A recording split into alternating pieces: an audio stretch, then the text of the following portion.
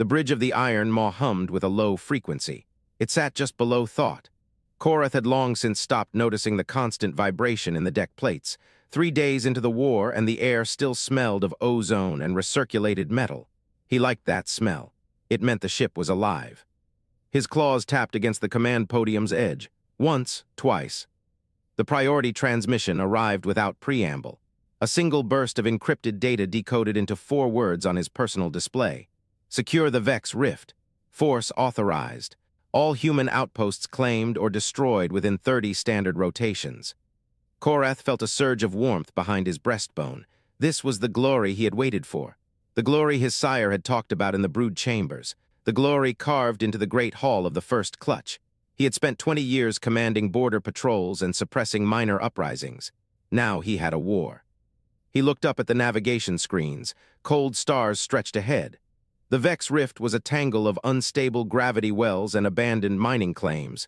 No one had bothered to fight over this sector. Until now. Vorath's voice cut through the hum. His tactical officer hunched over a sensor display. Pale yellow scales caught the red emergency lighting. His tongue flicked out once, twice. A nervous gesture. Korrath found it tiresome. "Commander, I have an anomaly in the sector." Korrath kept his claws steady on the podium. "Report." 3 human survey vessels operating in the outer belt. Movement patterns are slow, almost lazy. Vorath paused. "They are not running." Korrath considered this for less than a breath. Cowardice or incompetence, it does not matter. He raised his voice so the bridge crew could hear. "Advance at full combat speed. All batteries to standby. I want to see their hulls before they decide to surrender." The iron maw's drive core deepened its hum. The deck plates vibrated harder. Around him, the crew snapped into action. Scaled fingers flew over control surfaces. Voices called out status updates in clipped Gorthak battle cant. The ship was a weapon. Weapons did not hesitate. They reached Thornhaven Station 6 hours later. It was small, a civilian habitat bolted to an asteroid. Solar collectors and docking arms studded its surface. The station's weapons were offline. Korrath could see them through the magnified display. They had retracted into their housings, cold and useless. "Open a channel," he ordered. The human governor appeared on the main screen. Female, gray hair, face lined with something, age perhaps, stress perhaps, her eyes were steady. Korrath did not offer formalities. "This station is now property of the Gorthak Hegemony. You will surrender all personnel and assets. You have 30 of your minutes to comply." The governor did not flinch. She did not argue. She looked down at something off-screen, then back up. She read a single sentence in a voice carrying no fear. "The concordance acknowledges receipt of your claim. This claim will be contested in accordance with the principles of prior habitation and continuous sovereignty." Korrath laughed. The sound echoed off the bridge walls. "Prior habitation? Your species has been in this sector for less than 200 years. We have claims predating your arrival by 3 centuries. The governor's expression did not change. "The concordance will respond to your claim in due time." The channel cut. Korrath stared at the blank screen for a moment. Then he snarled an order. "Seize the station. I want every data core, every terminal, every scrap of paper they have." The boarding action was efficient. Gorthak Marines in full combat rig flooded the habitat modules. They found nothing of value: empty quarters, empty offices, a galley with food still warm on the counter. The inhabitants simply stood up and walked away. On the command deck, they found one thing. A single data wafer rested on the central console. It was unmarked and unadorned. No different from 1,000 storage media the Gorthak used for routine logs. A Marine brought it to Vorath. The tactical officer inserted it into a reader. His tongue flicked out. His scales went pale. "Commander, this is a star map." Korrath stepped closer. "Show me." The display lit with a network of points and lines. The Vex Rift rendered in precise coordinates. Every major body, every stable orbital lane, every gravity well plotted with an accuracy making the Gorthak's own survey data look like a child's sketch. A date stamp appeared in the corner, written in human numerals. Vorath translated it. "This map is dated 1,200 years ago by their calendar." Korrath's claws stopped tapping. "The human claim to the sector is marked in precise coordinates," Vorath continued. He highlighted a series of nodes along the rift's edge. "They have marked every station site, every mining claim, Every territorial boundary. This predates our arrival in this arm of the galaxy by 7 centuries. Destroy it, Korrath said. Vorath hesitated. Commander, the data has already been copied, thousands of times. The humans have distributed it across 3 galactic networks. Every major power will see this map within the next 2 standard cycles. Korrath felt something cold settle behind his ribs. He did not understand. The humans had not fought. They had not argued. They simply planted a flag made of records and dates and coordinates. Destroy it anyway, he said. A Marine carried the wafer to the incinerator chute. The hatch opened. The wafer dropped in. The heat cycled on.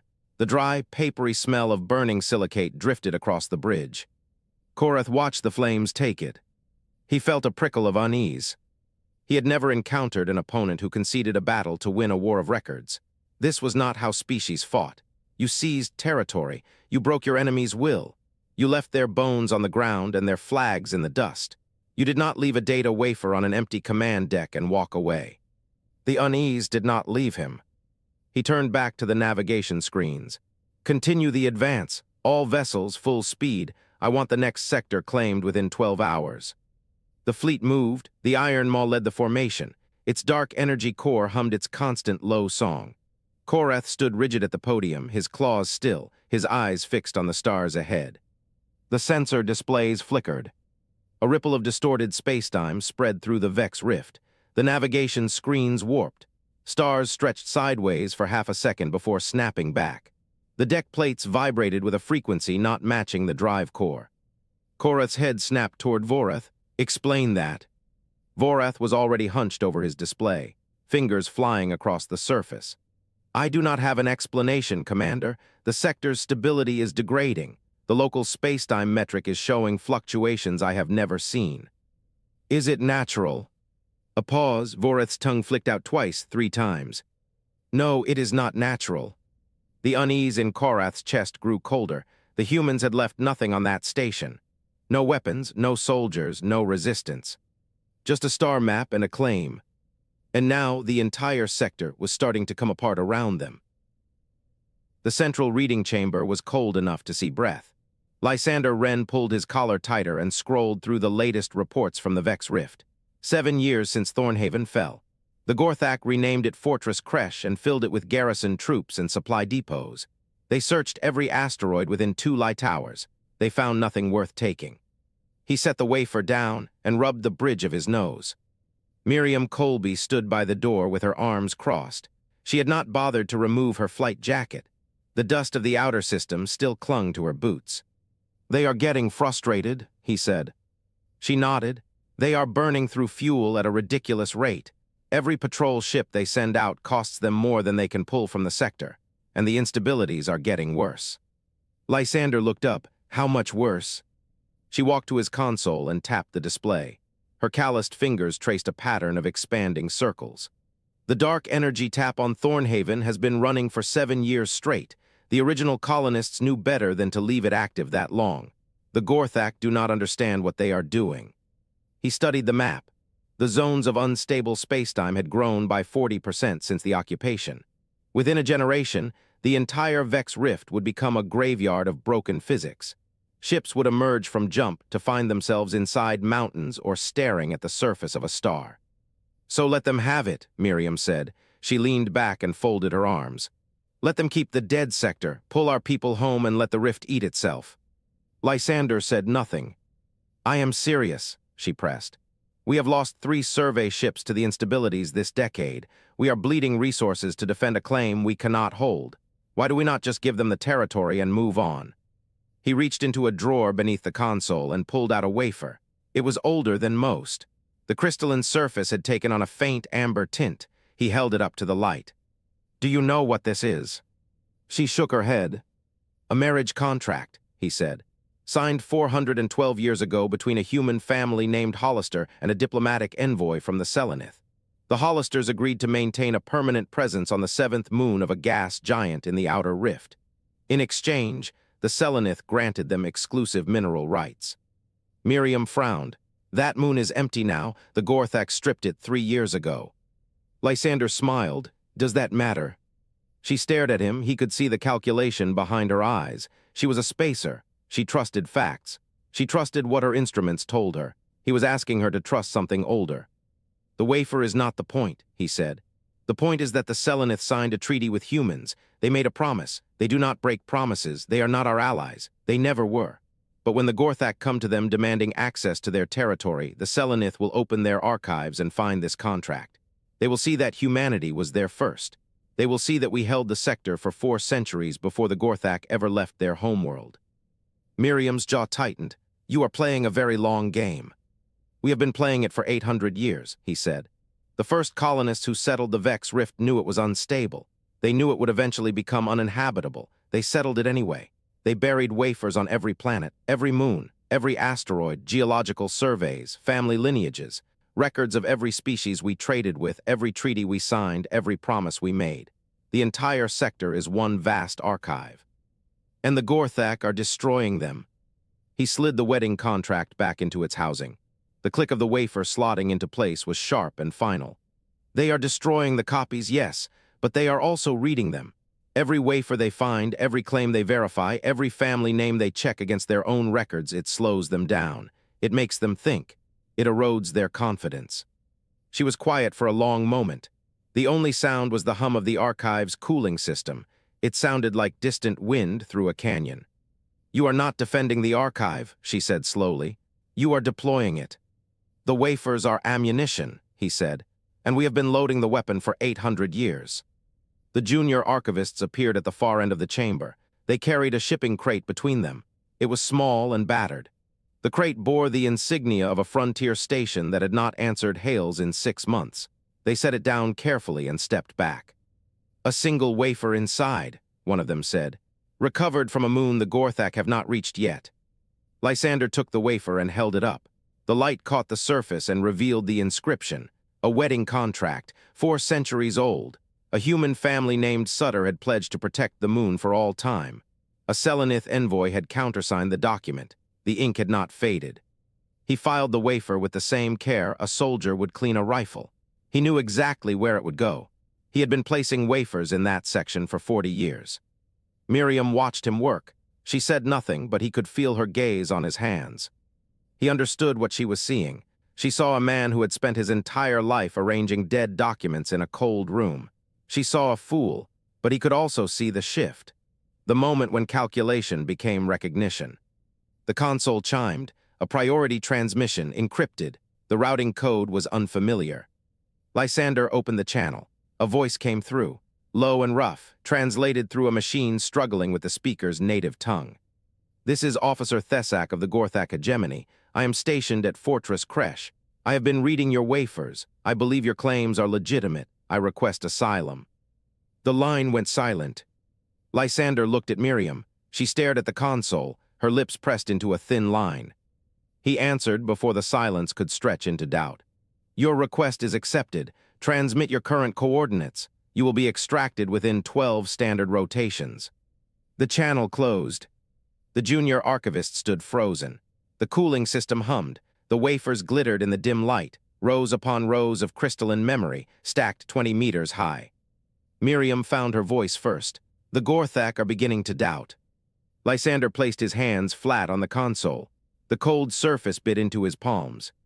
"Yes," he said, "and they will begin to argue. Then they will begin to fight each other. Then they will come to us one by one. They will ask for the truth we have been saving for them." The archive shifted around them, not physically, but in some deeper way. The walls of crystalline memory seemed closer. The light from the wafers cast long shadows. Lysander looked at the waiting shipment of new wafers. There was work to do. There was always work to do. But he could not stop staring at the console. The defector's message still lingered in the air. The doubt of an entire species compressed into a single request for help. They were not ready for what came next. He was not sure he was ready either. The command center of Fortress Kresh smelled of burnt circuitry. Something worse too, ozone mixed with the acrid tang of overheating conduits. Vorath's claws clicked against the console as he pulled up the quarterly report. Half the tactical displays showed nothing but static. The ones still working flickered at the edges. Their colors bled into each other like old wounds refusing to heal. 12 years since they had taken Thornhaven Station. The Vex Rift had turned against them. Korrath paced behind him. His claws tapped a rhythm against the back of Vorath's chair. The sound was irregular, impatient, dangerous. "Report," Korrath said. Vorath did not turn around. He studied the data streams instead. They told a story he had been dreading for months. "The dark energy instabilities have worsened by 42% since last quarter," he said. "Long-range jumps are now impossible. The fleet is trapped." Korrath's claws stopped tapping. "Trapped? We cannot resupply. We cannot withdraw. Every attempt at a mass relay jump has resulted in catastrophic dispersal patterns. 3 ships in the last 30 days. The crews are still floating somewhere between here and their destination." Korrath slammed his claws onto the console. The impact sent a shudder through the workstation. Vorath's screens wavered. "Find a solution," Korrath growled. Vorath had one. He had been sitting on it for 3 weeks. He hoped the data would change. It had not. "The instabilities are not natural." He pulled up a schematic on the main display, a rotating wireframe of the Vex Rift's core. A single point of origin marked in amber. It pulsed like a slow heartbeat. "There is a facility at the center of the rift," Vorath said. "A dark energy tap, buried inside an asteroid. The humans built it centuries ago. They have been running it continuously. The instability is a byproduct of their power generation." Korrath leaned forward, his reptilian eyes narrowed. "Destroy it." Vorath shook his head. "It is shielded, armed. I have run the simulations. A direct assault would cost half the fleet." "I said destroy it." "Commander, the losses." "I will not be trapped by human machinery," Korrath hissed. "Dispatch the 3rd Squadron, full combat load, burn that asteroid to slag." Vorath held his tongue. He dispatched the order. The 3rd Squadron jumped 12 minutes later. The signals went bright on Vorath's display. Then they flickered. They held for 2 seconds. Then the return signatures scattered across the screen like glass shattering on stone. Nothing came back. Vorath stared at the empty display. The bombers had not reached the asteroid. The instabilities tore them apart mid-jump. 67 Gorthak warriors, gone between one moment and the next. Korrath said nothing. He stood very still. His claws curled into fists at his sides. The door to the command center opened. A Gorthak walked in. 2 guards escorted him. He was smaller than the average soldier, pale gray scales, a limp in his left leg. He carried a data case strapped to his chest with magnetic clasps. Thessel, former logistics officer from the Human Archive, defector. Korrath turned slowly, his eyes fixed on the newcomer with a look Vorath recognized, the look of a predator deciding whether to feed or to play first. "I have brought copies of the human wafers," Thessel said. His voice was steady. Too steady for someone who had walked into a fortress full of hostile scales. "I have spent 2 years translating them. The human claim on the Vex Rift is legitimate under the Hegemony's own laws." Korrath's head tilted. "Explain." "The Code of Tanorak," Thessel said. "Prior conquest. A territory belongs to the species that first claimed it with permanent settlement. The humans have records dating back 1,500 years. They settled these worlds before the Gorthak species had achieved atmospheric flight." The command center went silent. Vorath could hear the hum of the dark energy instability now. Faint, a low thrum vibrating through the deck plating and into his jawbone. The sound had become a fixture of life in the rift. Korrath stepped toward Thessel, his claws extended. "You are executed for treason," he said. He meant it. Vorath could see it in the set of his commander's shoulders, the way his tail lashed once behind him. Vorath stood up. "Commander, wait." Korrath stopped. He turned his head. His one good eye locked onto Vorath's face. "Thessel's argument is sound," Vorath said. "If the High Command learns that this sector is legally contested under the Code of Tanorak, they will order a withdrawal. They cannot afford the political damage of a disputed claim. The Hegemony's legitimacy is built on that code." Korrath's jaw tightened. "You side with a defector." "I side with the data." Vorath picked up a data wafer from Thessel's case. He inserted it into the console. The screen filled with text, ancient symbols arranged in a pattern predating the Gorthak species itself. "This is a treaty," Vorath said, "signed 900 years ago between humans and the Quartzar. It establishes territorial boundaries for the Vex Rift. The Quartzar are territorial. They will not tolerate a new species in this sector. If they learn we are here, they will mobilize." Korrath stared at the screen. His reflection stared back at him from the ancient text. Voreth watched his commander's claws curl tighter. The knuckles went white. The muscles in his jaw stood out like cables. There was no force available, no fleet to deploy, no weapon to fire. The humans had not fought a single battle. They simply waited and wrote and remembered. And now Korrath had nothing. The silence stretched. The hum of the dark energy tap filled the room. A new transmission arrived. It pinged on Voreth's console, cutting through the quiet.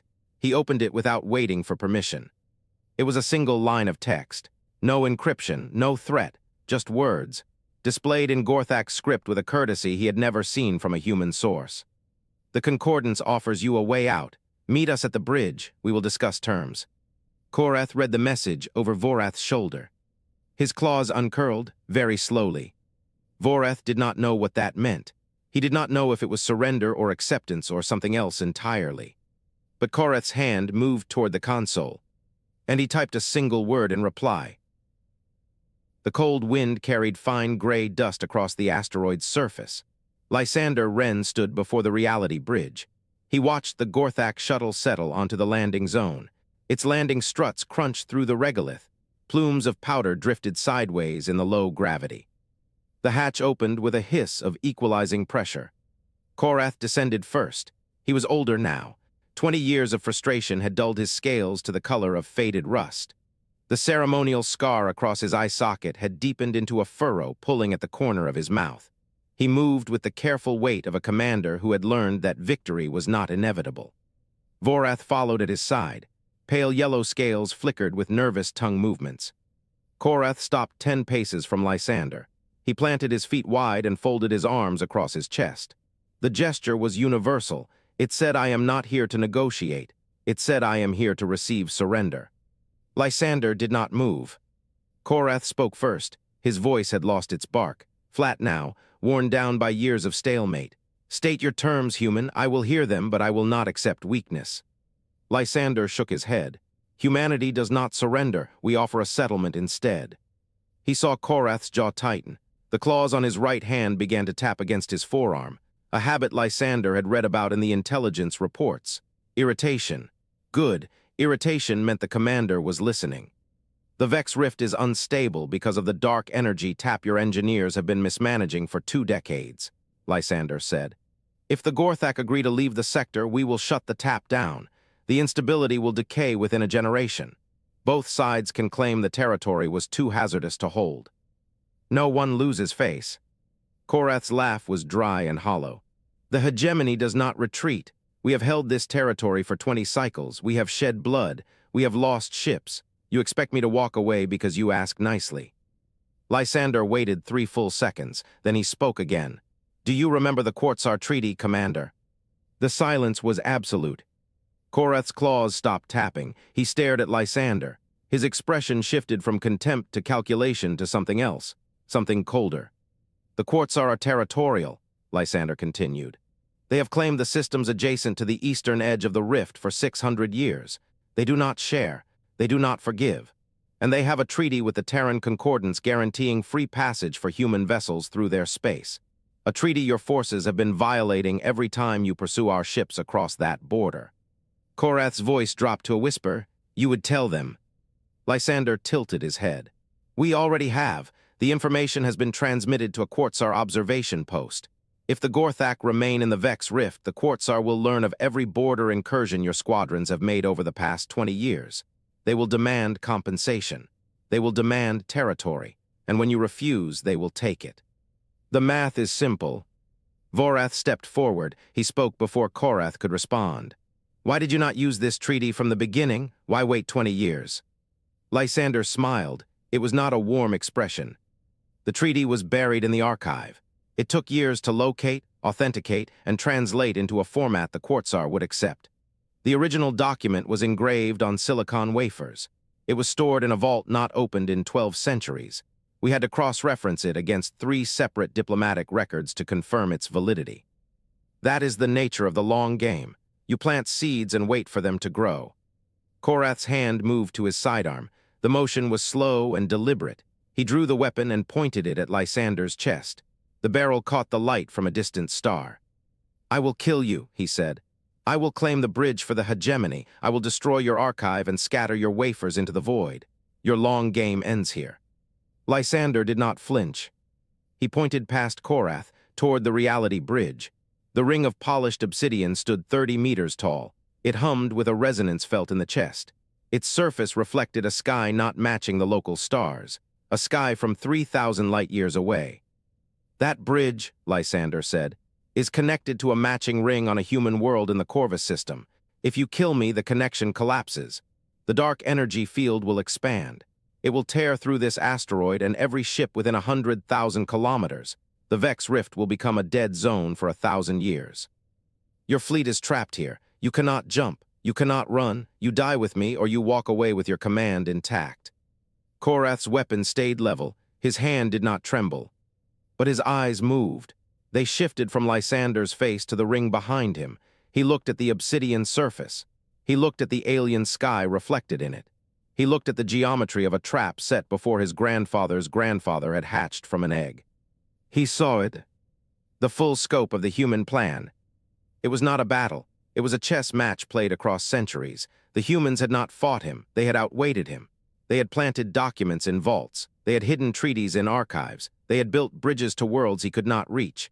And they had done all of it before he was born, before his species had left its home world, before the Gorthak had even dreamed of the stars.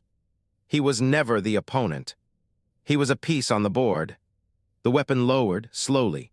The barrel traced an arc through the dust-laden air. It came to rest at Korrath's side. "I will accept your settlement," he said. His voice was hoarse. "But I demand one thing before I leave this place." Lysander waited. "I want to see the archive. I want to understand how a species can sustain a grudge for 1,000 years. Lysander studied him for a long moment. Then he turned and walked toward the reality bridge. The hum of the ring deepened as he approached. It vibrated through the asteroid's surface and up through his boots. He did not look back. "Follow me," Archivist Wren said, "and try to keep up." The central chamber of the Concordance archive was cold. Not the cold of a ship's hull in deep space, something older. The stillness of a place where sound itself had learned to be quiet. Korrath's claws clicked against the metal floor. Each step echoed back at him from walls he could not see. Lysander Wren walked beside him. The human moved with slow deliberation. He had walked these corridors for decades. His silver-gray hair caught the dim light from the data wafers.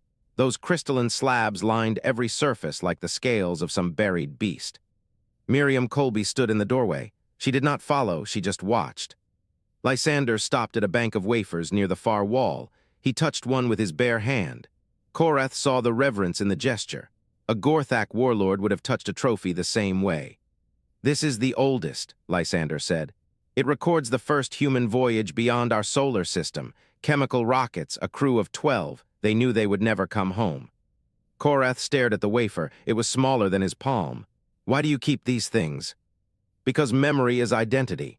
Lysander turned to face him. Korrath saw something in the human's eyes, not defiance, not fear, a patient stillness he did not understand. "A species forgetting can be erased. We chose not to forget." Korrath grunted. He had heard this before. The humans always spoke in riddles. "Your archive is a museum."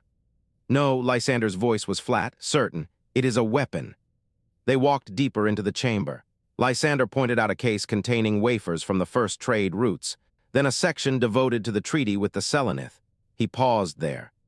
This treaty was signed when humans still used chemical rockets. The Selenith had been spacefaring for 12,000 years.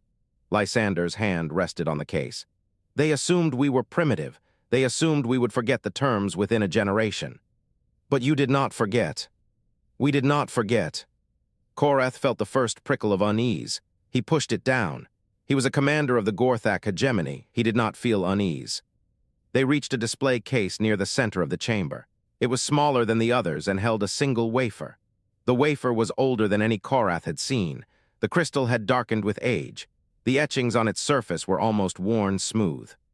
"This one is different," Korrath said. Lysander nodded. "It is the record of a grudge."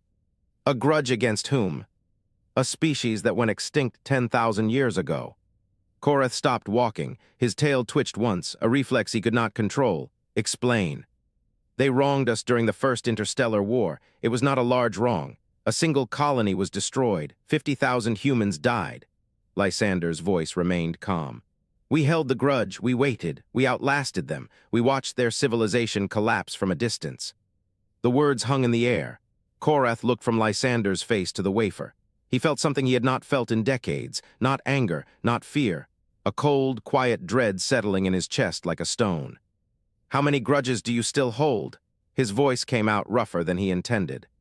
Lysander did not answer. He simply gestured at the archive.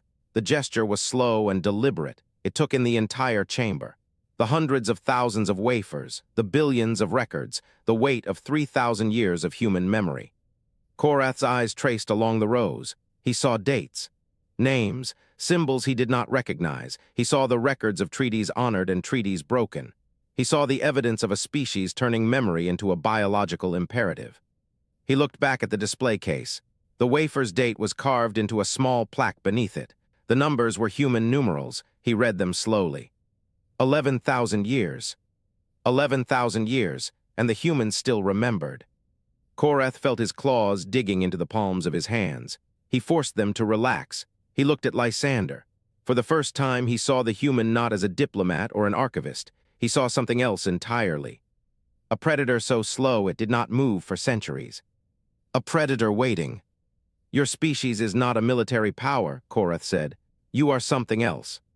Lysander's expression did not change. We are an unforgetting folk. The words fell into the silence like stones into still water. Korrath stared at the ancient wafer. He stared at the symbol etched into its surface. He understood he was standing in a place where time itself had been weaponized. The Gorthak Hegemony measured its power in ships and soldiers and territory. The humans measured their power in centuries. Korrath turned to leave. He had seen enough. He had understood enough. But Lysander's voice stopped him. Commander. Korrath turned back.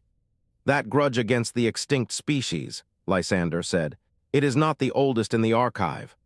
Korrath waited. There is one older. Korrath felt the cold dread return. What is it? Lysander did not answer.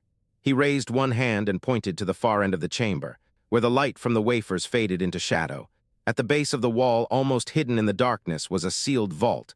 The door was massive and bore no markings, no date, no symbol, no record of what lay inside. That door has never been opened, Lysander said. Korrath looked at the vault. He looked at the human's face. He saw nothing there but a patient stillness stretching back further than he could comprehend. He did not ask again. He did not want to know the answer. The steady hum of the Remembrancer's engines filled the bridge. A sound Miriam Colby had almost forgotten. A sound of normalcy. She kept her hands on the helm console and watched the last Gorthak transport lift from Fortress Kresh. It rose on a pillar of orange fire, climbing through the ozone-hazed atmosphere below. The fortress grew smaller in the view screen. Its windows were dark now, cold, empty. Miriam let out a slow breath. She had expected a victory lap. She had expected cheers, or at least the quiet satisfaction of a job finished. Instead, she felt a strange anticlimax settling into her bones like old ache. The settlement was a truce dressed in diplomatic language. Lysander Wren sat at the comms station to her left. He had not moved in 10 minutes. One hand pressed against his temple. The other scrolled through a data feed only he could see. The blue light of the screen painted deep shadows across his face. A year ago, she would have called him an academic playing at war. Now she knew better. He was 63 standard years old. He had silver stubble on his jaw, lines around his eyes that maps of the rift could not match. He had spent 800 years of family history pouring information into the dark, waiting for someone to take the bait. And the Gorthak had taken it. The last transport reached the upper atmosphere. Its drive plume flattened into a needle of blue-white light. Then the ship was gone, burning toward the fleet formation beyond the gravity well. Miriam watched the line of Gorthak warships stretch across the darkness. They were leaving in an orderly procession. No panic, no last-minute provocations.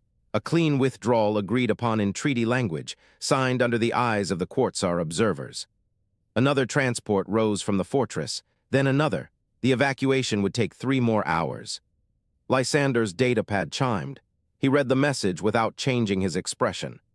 The dark energy tap is shutting down, he said. His voice was flat and professional. The stabilization sequence has begun. How long? The instabilities will take decades to settle fully. He set the datapad down and turned to face her. The sector will be uninhabitable for a generation, maybe longer. Miriam stared at him.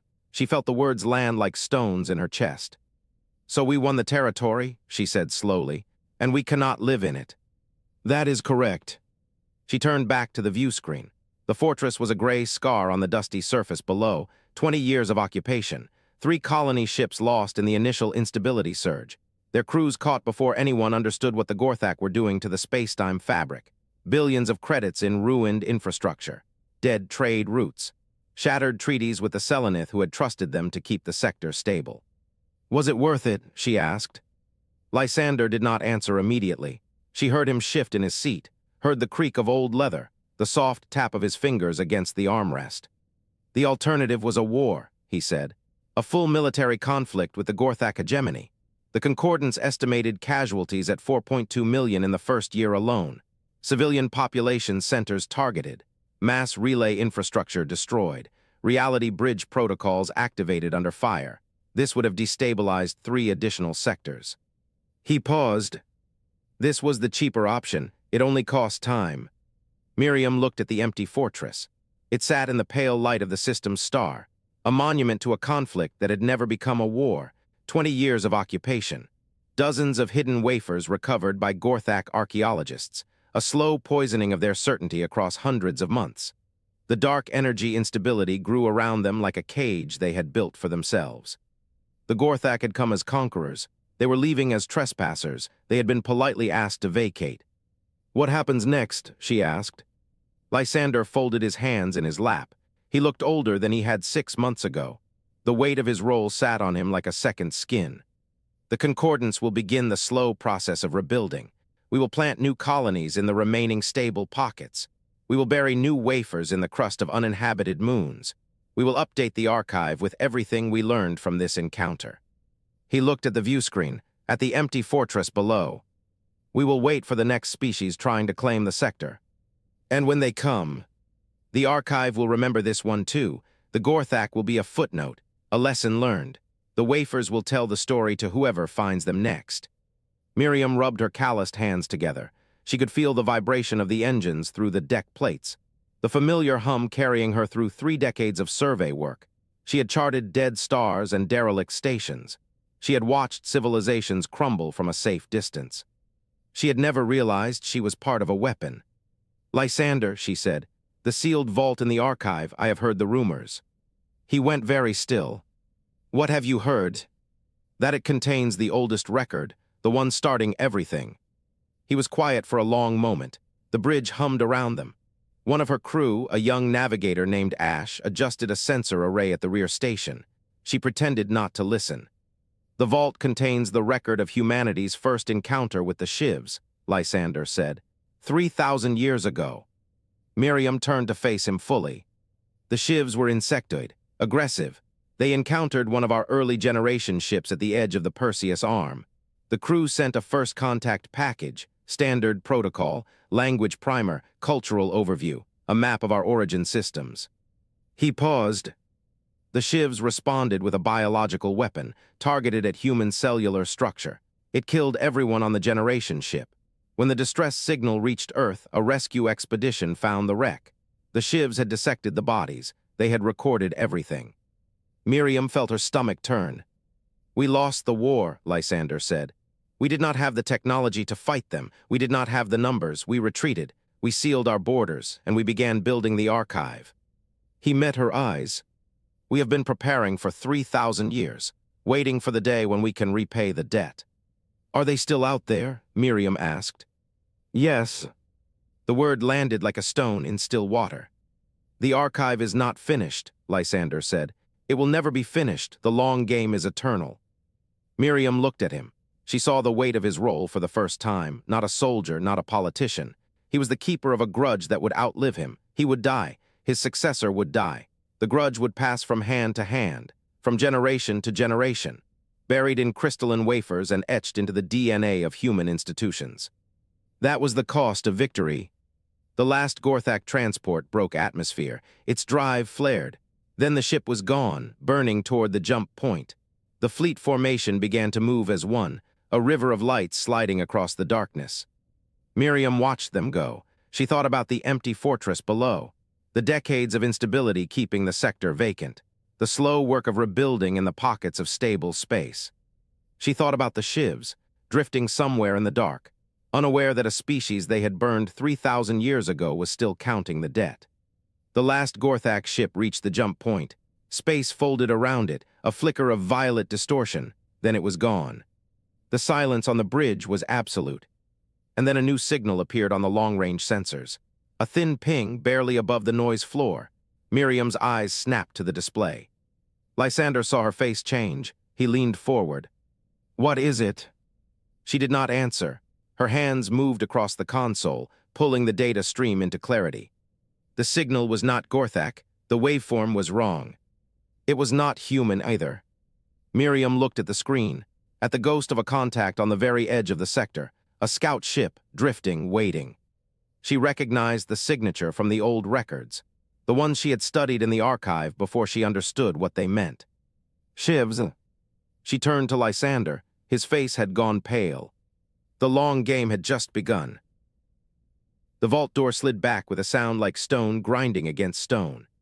Lysander Wren stood at the threshold. His breath misted in the cold air. The chamber beyond was small, barely 4 meters square.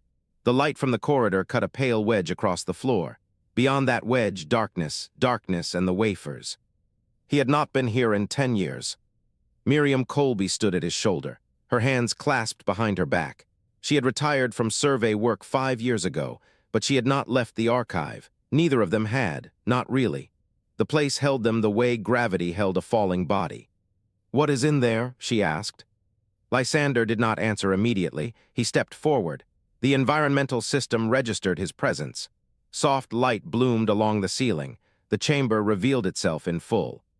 The wafers lined every wall from floor to ceiling, black crystalline discs, each one the width of his palm and no thicker than his thumb. They sat in recessed racks, stacked in perfect rows, no labels, no displays, nothing to distinguish one from another. "The Shiv's war," he said. Miriam did not move. She had been in the archive long enough to understand what that meant. She had seen the records of the Gorthak occupation. She had read the marriage contracts, the trade agreements, the treaties, but the Shiv's war was older, much older, 3,000 years old, a time when humanity had still been learning to walk among the stars. "There are no labels," she said. Lysander touched the nearest wafer. Its surface was smooth and cool. No labels were needed. Every archivist working in this vault memorized the pattern of the racks. The placement told you everything. The row, the column, the depth, that was the language of the archive. "These contain the names of every human who died in the war," he said. "Every colony that fell, every ship that was lost, every family that was broken." He paused, his hand drifted to a different wafer. The second row, 7th column. He had handled this one more times than he could count. "They contain the coordinates of every Shiv's colony that was never destroyed," he said. "Every world they settled, every outpost they built, every resource they claimed."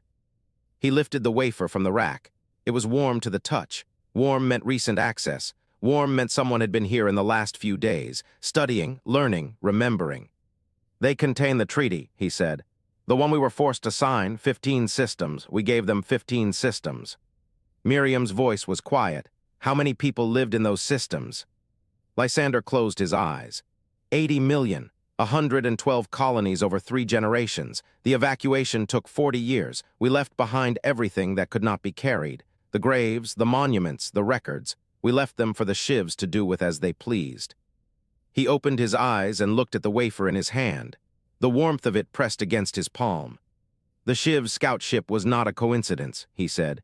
"It was a probe, a test. They wanted to see if the sector was defended. They wanted to know if the Gorthak presence had softened us."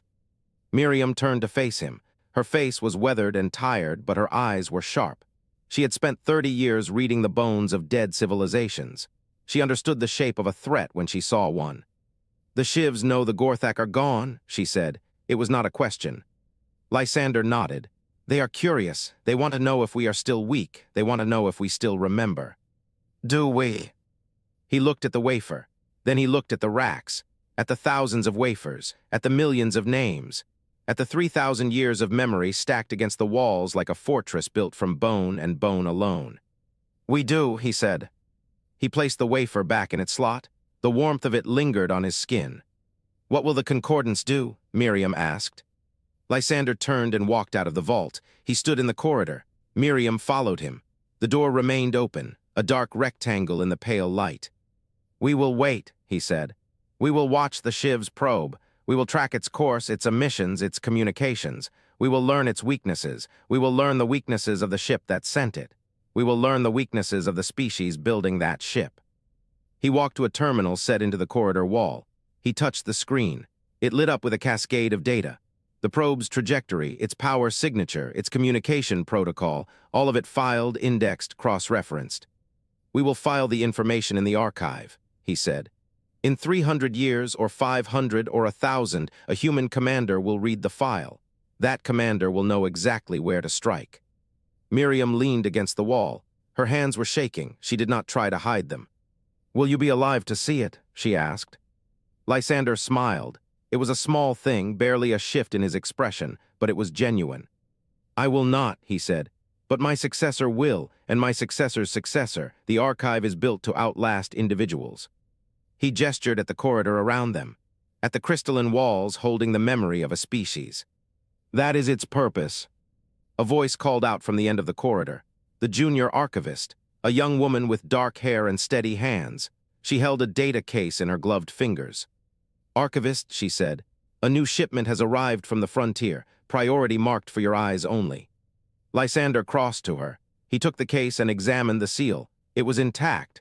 A military seal, stamped with the mark of the Frontier Patrol. He broke the seal and opened the case. Inside, a single data wafer. It was older than any he had handled in years.